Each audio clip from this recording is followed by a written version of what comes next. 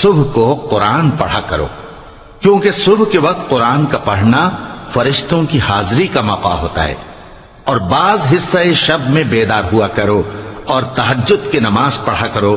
یہ شب خیزی تمہارے لیے ایک اضافی عمل ہے۔ امید ہے کہ اللہ تم کو مقام محمود پر فائز فرمائے۔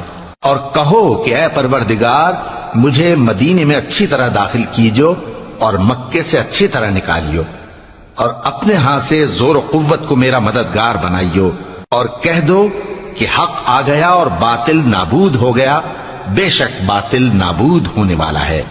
اور ہم قرآن میں وہ چیز نازل کرتے ہیں جو مومنوں کے لیے شفا اور رحمت ہے، اور ظالموں کے حق میں تو اس سے نقصان ہی بڑھتا ہے۔